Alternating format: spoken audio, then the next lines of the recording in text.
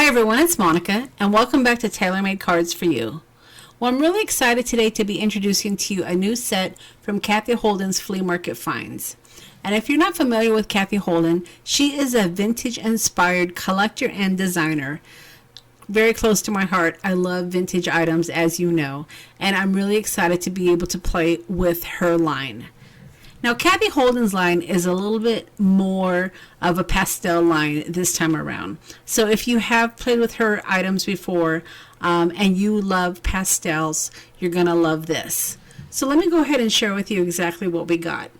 I picked up three paper packs, and they are coordinating papers, so you can make some wonderful fall cards. I also got a sticker set called Stationer's Boutique. I picked up some die cuts, and then I also picked up two stamp sets. One of the stamp sets is called Reading Matter, and then the second stamp set is called Sign Here. And it's got some wonderful number stamps and signature stamps. Just really great to be able to put together some fun cards. So to start out, I went ahead and I cut out some card bases because I knew I wanted to make some A2 size cards. And I knew I was going to do some layering, so I just kind of got my organization together here with my coordinating paper and my coordinating stickers to be able to figure out exactly what I wanted to do. So the two pads of paper are called Florals 2 Palette, and then there's also a set called Petite Patterns, and these coordinate really, really nicely together. So when you're going to put together some of your cards and you want to get some good coordinating paper, these two sets work really well together.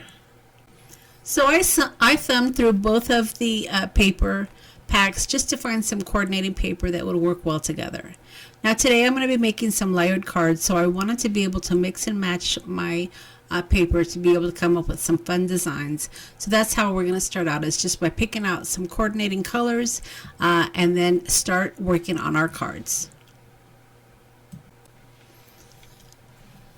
Okay, so once I had the paper chosen, I went ahead and got out my guillotine trimmer, and I'm going to go ahead and trim down my paper. Now ordinarily when I'm creating cards, I like to have a solid color cardstock, but I decided on this particular one to go ahead and just use the paper all the way up to almost the edge. So I'm going to be cutting my paper to 4 inches by 5 1/4, and this will leave 1/4 of an inch on both the top and on the sides, so that way I will have a little bit of my white cardstock showing. Now when I started to cut my paper, I wanted to keep all of my scraps because I wasn't really sure exactly what I was going to be using and what I was going to be tossing. So when you're making coordinating cardstocks, if you're making perhaps maybe a note card set or just some spring cards like I'm doing here, don't throw away your scraps, because those would be great accent pieces like I'm going to be doing on my cards. So hang on to everything until you're actually done creating your cards, and then once you know that you've completely got your design intact, at that point, you know, once your cards are made, then you can start cleaning up and throwing away the extra scraps. Now layered cards are really fun to make because you can sit down in one sitting and create several cards. And that's what I was saying about creating note set cards. If you are a seller or if you like to give away some of your card sets as gifts, these are great ways to be able to create coordinating card sets. So once I've got all my paper cut out, I'm going to go ahead and just adhere it directly onto my white card base, and then we'll start layering from there. Now my sister has been bothering me for some spring cards, so these are going to actually be going to her. So I'm going to just create several cards here and put them in a little pack and get these mailed out to her. She just had a birthday, so this will be my birthday gift to her. So I'm going to go ahead and take my 3-in-1 beaking glue, and I'm just adding my glue to the edges, and then like I said, I'm going to go ahead and just add it directly to my card base. And then from there, as you can see, I have my little scraps of paper saved. I'm just going to go ahead and start coordinating different colors that will match the cardstock and give it some interest to the design.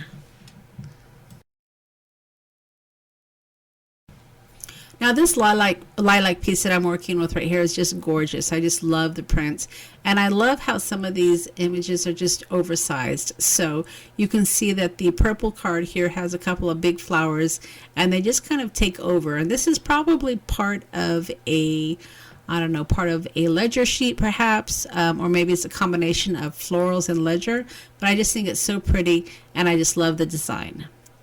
And then the next piece here is another great spring color. It's got green and it's got florals again. And again, you've got the oversized flowers, which just really pops out on these cards, and I just think it's beautiful. So once I had the two bases adhered to my card stock, I'm going to go ahead and start picking out some of these accent pieces. And like I said, I kept all of my scraps, and I'm just going to go ahead and just start adding little accent pieces to the background. I'm also going to pick out some of my stickers that will also coordinate nicely as well. I love working with ephemera pieces, and having stickers as ephemera pieces is great because number one, you don't have to worry about getting out the glue. You just have it as a sticker already. And number two, typically when you are buying sticker sets or sticker packs, a lot of the colors and the images coordinate really well together, so it creates really wonderful layered cards. What was also really fun about this label set is, or the sticker set, is some of these stickers were actual labels, and they had blank areas that you could stamp on. So as I do my layering, I'm going to also be introducing some of the new stamps that came out to just give it more interest. So I'm going to go ahead and turn on some music, and I'm going to speed up the video so we can go ahead and just enjoy the process of putting together layered cards. And I'll pop back at the end to share with you how you can go ahead and get your hands on some of this wonderful product from Cathe Holden that is released today.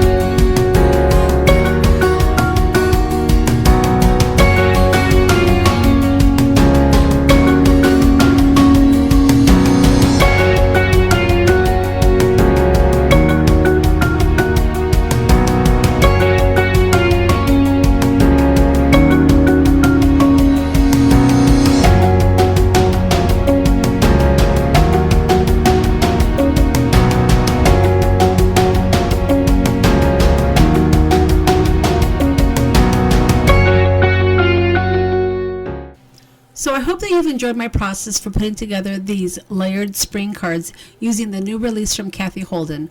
I think this release is fantastic, and if you love pastels and florals, you'll love this new release as well. I'll leave links to all the products that I've used in the description box below so you can check out the new release yourself.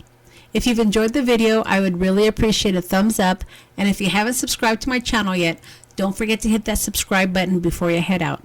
All right, everybody, thanks so much for stopping by, and we'll see you again next time.